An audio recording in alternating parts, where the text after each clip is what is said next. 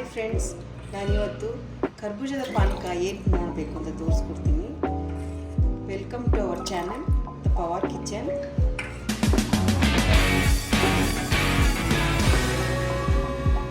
ನಾನೀಗ ಮುದ್ದೆ ಬೆಲ್ಲ ಅರ್ಧ ಬೆಲ್ಲದಷ್ಟು ನೀರು ಹಾಕ್ಬಿಟ್ಟು ಸೋಸ್ಕೊಂಡು ಇಟ್ಕೊಂಡಿದ್ದೀನಿ. ಇದಕ್ಕೆ ಇನ್ನೂ ಸ್ವಲ್ಪ ನೀರು ಆ್ಯಡ್ ಮಾಡಬೇಕಾಗುತ್ತೆ. ಏಲದಣ್ಣು, ನಿಂಬೆ ರಸ, ನಾನಿಲ್ಲಿ ಏಲಕ್ಕಿ ಪುಡಿನ ಸಕ್ಕರೆಯಲ್ಲೇ ಮಿಕ್ಸ್ ಮಾಡಿ ಇಟ್ಕೊಂಡಿದ್ದೀನಿ. ಈ ಕರ್ಬೂಜ ಹಣ್ಣು ಗ್ರೈಂಡ್ ಮಾಡ್ಕೊಂಡು ಇಟ್ಕೊಂಡಿದ್ದೀನಿ. ಈಗ ನಾನು ಇದಕ್ಕೆ ಬೇಲ್ದಣ್ಣು ಹಾಕ್ಕೊತಾ ಇದ್ದೀನಿ.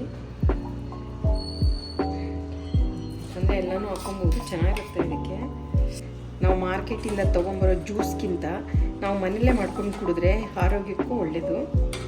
ನಾನೀಗ ಲಿಂಬೆ ರಸ ಹಾಕ್ಕೊತಾ ಇದ್ದೀನಿ, 1 ಲಿಂಬೆ ರಸ. ಈಗ ಸಕ್ಕರೆ ಪುಡಿ ಅಂದರೆ ಇದು ಏಲಕ್ಕಿ ಪುಡಿನ ಇದರಲ್ಲಿ ಮಿಕ್ಸ್ ಮಾಡ್ಕೊಂಡಿದ್ದೀನಿ, 2 ಸ್ಪೂನ್ ಹಾಕ್ತಾಯಿದ್ದೀನಿ. ಈಗ ಕರ್ಬೂಜ ಹಣ್ಣು ನಾನು ಗ್ರೈಂಡ್ ಮಾಡ್ಕೊಂಡಿದ್ನಲ್ಲ ಅದನ್ನು ನಾನು ಇವಾಗ ಇದಕ್ಕೆ ಹಾಕ್ತಿ.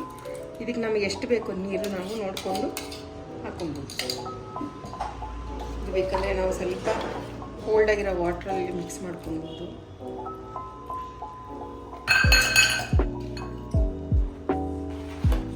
ನಾವು ಬೇಕಾದ್ರೆ ಇದು ಬೇಲ್ದಣ್ಣು ಇದೆಯಲ್ಲ ಅದು ಕೂಡ ಗ್ರೈಂಡ್ ಮಾಡ್ಕೊಬೋದು. ತುಂಬ ಗ್ರೈಂಡ್ ಮಾಡ್ಕೊಂಡ್ರೆ ಏನಾಗುತ್ತೆ, ಫುಲ್ ನೈಸ್ ಆಗುತ್ತೆ. ಹಾಗೆ ಇದ್ರೆ ಬಾಯಿಗೆ ಸಿಕ್ಕಿದ್ರೆ ಚೆನ್ನಾಗಿರುತ್ತೆ ಕುಡಿಯೋಕ್ಕೂ. ಕರ್ಬೂಜ ಕೂಡ ಅಷ್ಟೇ, ಸ್ವಲ್ಪ ಬದಲಾಗಿ ರುಬ್ಕೊಂಡಿದ್ದೀನಿ ನಾನು.